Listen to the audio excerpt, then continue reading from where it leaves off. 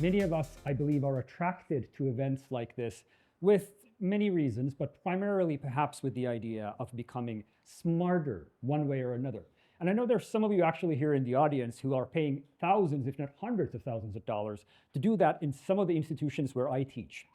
And yet, if I told you that I can make you smarter right here, right now, not in the abstract sense, but in the higher IQ point sense, you wouldn't be surprised if I told you that there's an online course that's on discount or that I have the Brooklyn Bridge to sell you.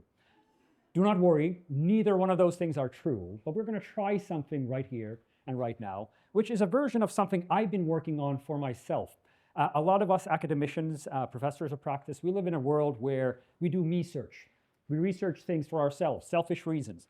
I have been at this for the longest time for reasons that'll be apparent to you in 10 or so clicks, because I need all the help I can get. And for the past decades, I have been digging a couple of rabbit holes. One of them has been, what makes the smartest people on this planet tick? How do they do it? People in the past, people in the future. How do we make my kids smarter or as smart as we can? And at this very moment, there's a research team of some of my students. We're looking at 670 CEOs, looking at what in their background gives them the alpha when it comes to the stock tickers that they lead. And what we are finding, I can tell you right now, does not boil down to they were born with it. In fact, if there's one thing you take away from this talk, nothing else, it is that you stop believing in the myth of IQ determinism. Because what we see time and time again, doesn't matter who you look at, when you sit with Warren Buffett or when you read the history of Da Vinci, you see that effort combined with endowment is what gives you the results.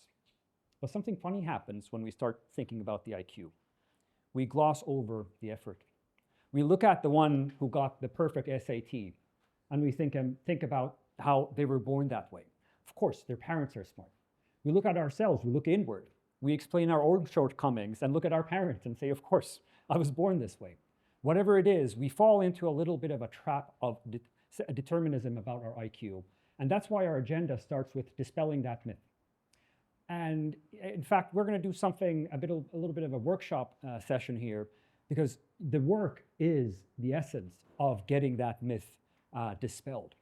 And so imagine for a moment that you're trapped by your worst enemy, by your best friend or your partner, doesn't matter, no judgment here, but someone did tie you into a tree. Your hands are locked, your legs are locked, and you have one condition for your release, and that is to get the piece of bread eaten that's in front of you. You can't move your head far enough, and that is it. That is the end of the scenario. Now hold on to whatever answers are bubbling, because that answer, whatever sprung to mind, might be the difference between your graduation, your promotion, or your startup becoming a hyperscaler. And if we're going into Brooklyn Bridge suspicious territory once again, I don't blame you for being a bit suspicious, because everything you have heard about IQ thus far is true. When you look at the gold standard studies of twins reared apart, yes, our IQ seems to be genetically determined. It correlates with our genetics similarly to our height does, sometimes up to 0.8. I think the average is somewhere around 0.75. Yes, if we were to do an IQ test of my oldest son right now, and he redid it in 60 years, most likely he would get more or less the same score. And so, if you are falling into this trap where you take something that absolutely is true, scientists can show you that we can make a number of your IQ, and that genetics do influence your intelligence, I do not blame you for falling into a little bit of a Skinner's box of learned helplessness. And so what we really should hear when the scientists say that IQ is fixed comes with a bit of an asterisk. Because again, what they're truly saying is, has a strong hereditary component, similar to what a height would be, around 0.8. And that your past performance in an IQ test will correlate strongly, does not determine your future IQ test. And so again, if you find yourself here, locked in the Skinner's box, I am here, like every other speaker before me, to give you a bit of hope. Because this ride goes both ways. If we can make it go down, I promise you, we can make it go up. And I don't even need to show you the exciting research that's come out this year, which I have in a couple of clicks, because you are looking at living proof. This is the result of my whole genome test from nucleus. We are looking at my IQ expected trait of a whopping 97.7, which is 2.3 points below average. And so if life was an airplane, I was given back row, middle seat, next to the toilet, broken USB. I was also given a mom who said, makes sense to me, when I sent her that slide. So thank you, Mom. Because to her and everyone else who saw me younger, this doesn't make any sense, that I get to teach where I teach, that I get to be here. And so something happened. So there's a bit of a mystery here. I'll solve it for you. That's part of the me search. And before anyone in Boston goes and gets a refund on their tuition, and I see some of you eyeing the door, I know you're locked in with a dummy, certified, right? That's the whole point. I did it. I can claw you up with me. I can bootstrap you up on the IQ machine. We just need to do a couple of things before we get there. So next, let's dive a little bit into the research that adds much needed nuance into the IQ determinism books. There are 3 pieces here. I've curated my favorite findings. 2 of them are from 2025. 1 of them is from 1970. And I'm going to distill to you what I've started telling all of my students everywhere as a sign of hope. And we start with something that makes my undergrads groan when I tell them that you better stay in school. So earlier this year, Horvath and Fabricant redid essentially the gold standard of identical twins reared apart. They pooled as many studies as they could, and they did something different this time. They categorized the individuals, the twins, not simply based on the previous metrics, but also the similarity of schooling. That's their innovation. So they looked at how similar is the school? Did someone go, when they were reared apart, into Catholic school, into military academy? What did they do? And they found out that the difference in identical twins can be as big as between random strangers taken off Canal Street right here, as long as the schooling is different. And so that might not be a surprise to some people who've kind of felt this. I know there's many educators right here today, and you may have seen this before. Butts in seats, people, for as long as possible. We have known for decades that every additional year of education grows your IQ globally, on the average, by 4.2. There's also the Flynn effect, which has grown IQ by around 3 points every decade. And to the disappointment of my little sister, who was born in 1998, that effect has recently gone a bit down. But we still see global effects of this, where people like myself, born in 1986, we perhaps were the luckier twin for whatever reason. Researchers think it might be the removal of lead, the better educational systems. The exact features of this effect are not properly known. But what we do know now from this study is that indeed staying in school makes all sense. What this study doesn't show you is what type of a school you should get to, which is why we're going to look at what Prinzik and Vasquez did. They had the heroic effort thrown upon them of looking at 600,000 students, their performance before and after graduating. They looked at SATs, GREs, and you can see the results here. And so if there are philosophers here, congratulations. Here's your crown. You truly are the kings and queens of academia, because it turns out that there's something special about studying philosophy. Tends to make you smarter. Doesn't surprise some of you. And specifically, if you had a partner who's a philosopher, you may have heard this before. And just so you know that we're not glazing and blowing hot air up our philosophers, it didn't work on the quantitative part. So again, every educator here and on this planet knows intuitively that what you pour into a brain is what that brain becomes. You learn languages from social media the right way, that's how you pick them. And so, it is incredibly important for you, not just to stay in some type of educational system, but make it a little bit of a gym, just like philosophy is. And so we're going to go to the third study, which is the most esoteric out of these. Again, 1970s Yugoslavia, imagine 2 schools. Puutio has the bright idea of taking both of them. He has around 300 students, splits them into 50-50 control groups, and for one of them, they're 15-year-old kids. He starts hosting once a week creative problem-solving sessions. And then years later, tests on 28 measures of IQ, and the results again, for some of them as big as the identical twins rear apart, as big as people randomly pulled off the street. Fantastical results. And believe it or not, you're in that same boat now, right here.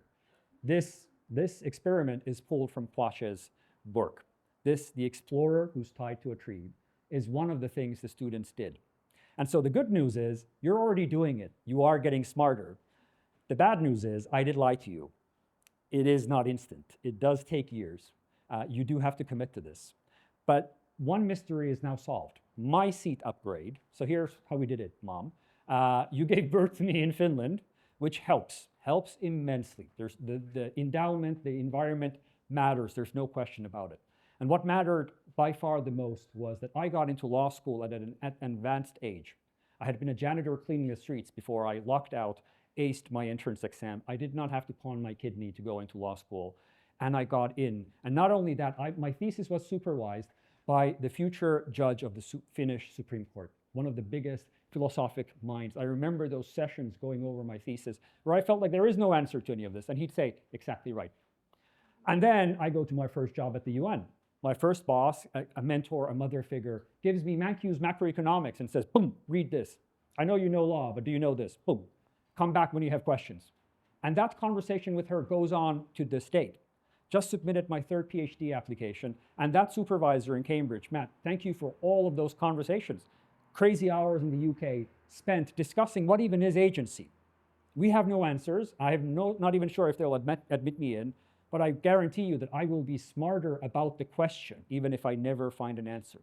And so that's why we need to be hopeful. It is possible. You are seeing it. We just need to know what to do. And that's where we go into a little bit of my own work. I've interviewed almost 1,000 CEOs now as part of the research we're doing with our team.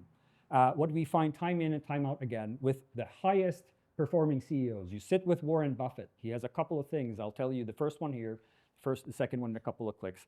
And every genius polymath on this planet does the same thing. They believe that change is possible. They've left the Skinner's box. They've adopted a framework where the brain is either a muscle or it's an engine to run better.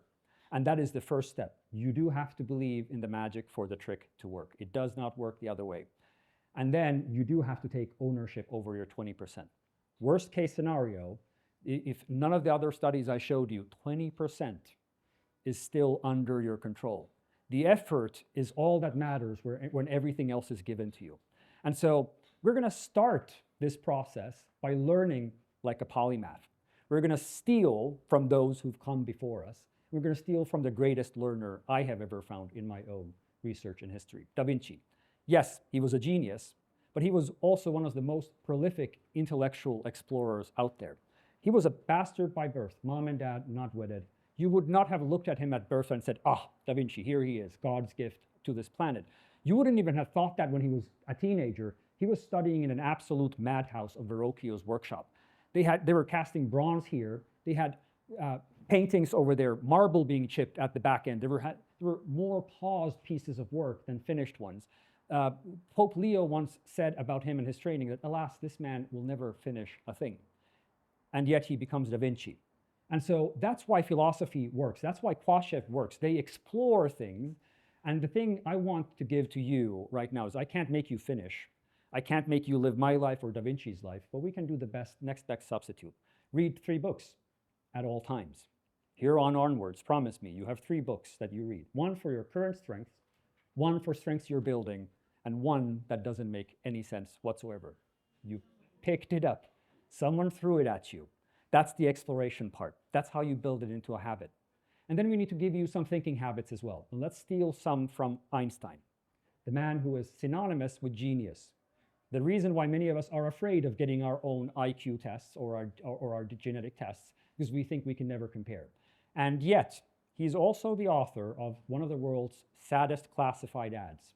Right after Baby Shoes Never Worn, this guy, 3 years before his miracle year, before he actually came out, I'm not really a patent clerk, I'm a genius, he started the Olympia Academy by putting out a classified ad for, please, friends, would someone read books with me? And he finds two people, our Einstein, finds 2 people to read books with. One of them a philosopher, and the other one a mathematician. And they read books together. They debate, they talk, they embrace what makes him him. If you know anything of his thought experiments, how he came up with the relativity, was imagining a car driving in absolute darkness, turning on its flashlights, and it's going at the speed of light. What happens to the light? That's what cascaded all of his grand thinking in his own words. And so what we can take away from him is stop thinking alone. We don't do our best work on our own. We don't benefit from the bubbles we create. You need people to bounce off better ideas with. Your brain deserves it.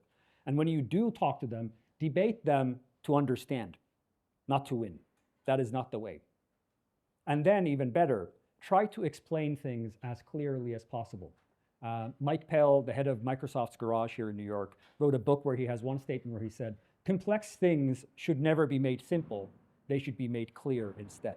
And I promise you, you take this, you start the thought experiments, you start the debates, you are on your way.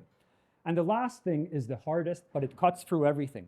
And so when I sat with Warren Buffett, I was embarrassed for the first 5 minutes by his curiosity. He asked everything about myself before I even got to tell him that I'm doing a bit of a piece for Forbes. Could I please, sir, get to know about your philanthropy and why you did? You can sense it in him, that curiosity drives what he does. As you can see it in one of my favorite geniuses, right here from New York, Richard Feynman, as curious as they come, breaking up radios at age 5 and 6, much to his mom and dad's chagrin, breaking into safes at Los Alamos while he was supposed to be working on the Manhattan Project, and then playing the bongos for the rest of his life, while casually inventing key parts of the quantum theory we have today. And so what he shows us is that we need to hold on to curiosity. And the best way I have found is exactly what the Mastros does, what they've done. They journal it. In fact, there's CEOs who do this. I had one billionaire tell me that he's had 5 good ideas his entire life. And I didn't need to take his word for it because he could prove it. He said, and here's my moleskins that he always had in his pocket. And every time I had a good idea, I wrote it down. Every Friday, I went through the list and saw how bad and dumb my ideas are. There were only 5 that ever got 5 stars, and one of them made him a billionaire. And so holding on to those moments of curiosity is so very important, because what corporate America, what the world around us does to us is they pick curiosity like a strand and they cut it. It's one of the most dangerous things you can do. And if you don't trust me, tomorrow ask your boss why 5 times. See if you get to the 5th one. Because somewhere it ends and it's because I told you and I am paying you. And so what we now know, we're going to wrap up in 2 more clicks, is that there is hope. We can do better. And I want to give you a little bit of motivation, and it has everything to do with the pale blue dot. Because this world is pretty darn interesting. I can't promise you that reading Feynman's biographies will make you smarter, but for me, it felt like it. Just seeing someone embrace this world with hunger. It doesn't matter what you answer and if your answer is right, but enjoying your trip on this planet. Statistically, I have 36 years left with my 3 boys, boxers, and my wife. And here I am. I'm going to spend it chasing that curiosity, because that is where I find my fulfillment. And that's why I invite you to take over the 20% and chase yours. And if you need a little bit of an extra nudge, you can join me and my students. We do these Quatchev studies. You can join it if you want. Let's see how far that takes you. I can't promise to make you a genius, but I do promise that this version of your life is the more fulfilling one. Thank you.